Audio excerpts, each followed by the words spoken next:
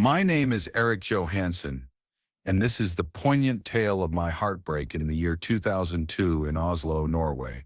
I was a 38-year-old shoemaker, toiling away in my modest workshop, nestled within the vibrant streets of Grünerløkka, where the air was perpetually filled with the intoxicating scents of polished leather and fresh rain.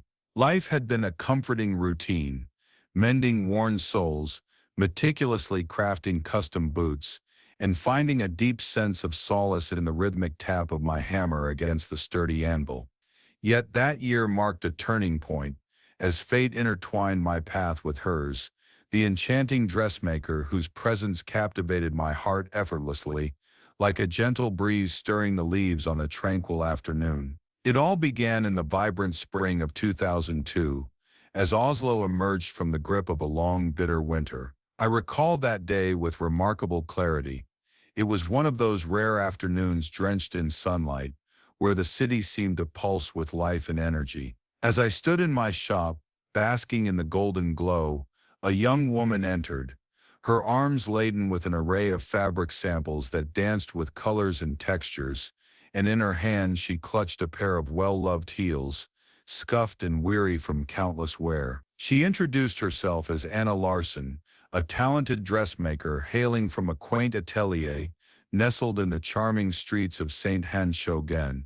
Her eyes sparkled with an enchanting depth, the kind of blue that mirrored the fjords on a pristine day, a hue that felt alive and inviting. When she smiled, it radiated a warmth that could effortlessly chase away the last remnants of winter snow from the rooftops, infusing the air with a sense of hope and renewal. Although she had come seeking help to repair her shoes for an upcoming fashion show, I soon realized that her presence was about more than just fixing leather. In a single moment, Anna managed to mend something within me that I hadn't even recognized was fractured, igniting a spark of inspiration that would linger long after she left. As I carefully worked on her heels, a lively conversation unfolded between us. Anna's eyes sparkled with enthusiasm as she delved into the intricacies of her craft. She spoke passionately about luxurious silks and delicate seams, painting vivid pictures of how simple fabric could transform into enchanting stories,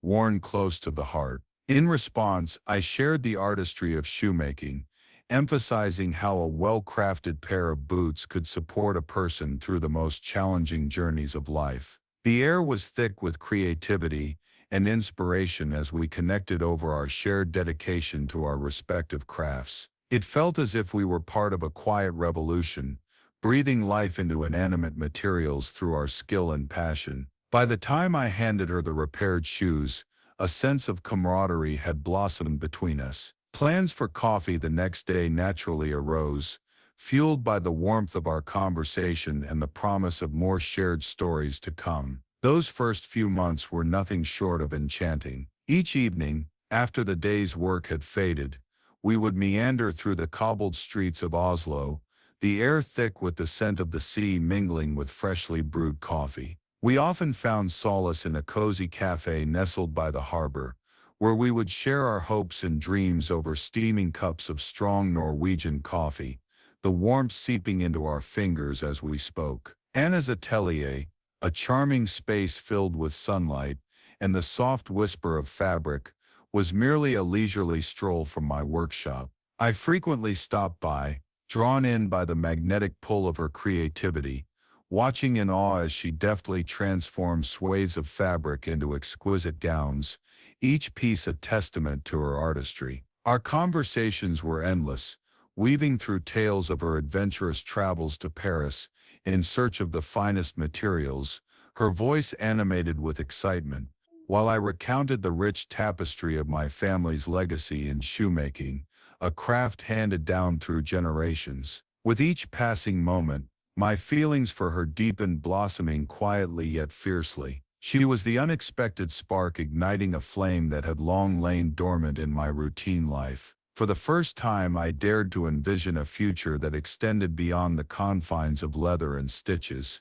It was a vision of us intertwined in a journey of building something beautiful together. But love, I learned, is as delicate as a seam frayed by time and tension. As summer's warmth gracefully surrendered to the crisp embrace of autumn in 2002, cracks began to surface in our once vibrant bond. Anna, with her vibrant spirit and insatiable ambition, was always chasing the promise of the next big opportunity. She spoke with bright-eyed enthusiasm about expanding her business horizons, perhaps even transplanting herself to the bustling streets of Milan or the dazzling avenues of New York to collaborate with renowned international designers. I couldn't help but admire her relentless drive, yet it filled me with a quiet dread. My life was deeply rooted in the familiar comforts of Oslo, the quaint workshop passed down from my father, the warm smiles of my longtime neighbors, the gentle cadence of my daily routine. Though I tried to project support, envisioning a future where love could bridge the distance, a profound truth lingered in my heart.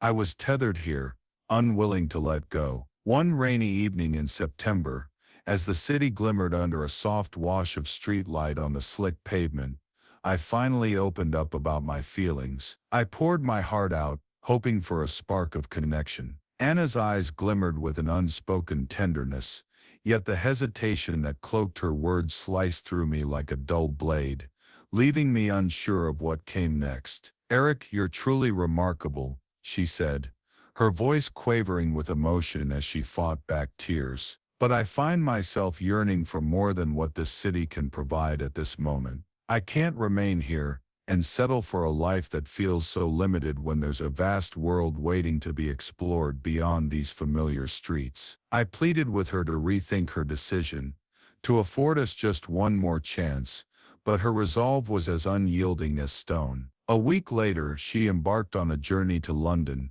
pursuing an opportunity that shimmered tantalizingly in the distance, while I remained behind, enveloped in the haze of bittersweet memories. The only remnants of our time together lay in the half-finished pair of shoes I had been painstakingly crafting for her, a pair of custom leather boots, designed to echo the footsteps we had once dreamed of sharing on life's winding path. That night in my workshop, the air was filled with the rich, intoxicating scent of polish mingling with the faint musk of leather. I sat there under the dim glow of the overhead light, the shadows dancing around me as I finally allowed the tears to flow. It was the first time in years that I had truly wept. The pain was a relentless wave, crashing over me, a dull ache that radiated from my within, seeping into every corner of my weary soul. How could something that once shimmered with such beauty unravel so abruptly, leaving me with only echoes of what might have been? Years have slipped by since that heart-wrenching summer of 2002, and Oslo has effortlessly transitioned, as cities often do, embracing change amidst the vibrant pulse of life. My workshop remains a sanctuary, a place where I channel my emotions into each meticulously crafted pair of shoes, each stitch infused with memories and sentiment. Anna's name lingers in my thoughts like a haunting melody, a bittersweet reminder of what might have been, her laughter echoing in the corners of my heart. In time, I've come to understand that love isn't always about a forever promise. Sometimes it's the fleeting, sublime moments that carve deep impressions within us. Though the ache has dulled, my heart still carries the indelible scars of that transformative Oslo summer, a tribute to a dressmaker who not only wrapped me in beautiful fabrics, but also taught me the intricate art of feeling, even if it meant tearing my very soul open. Each creation in my workshop speaks of that lesson, embodying both joy and sorrow, intertwined in a delicate dance of memories.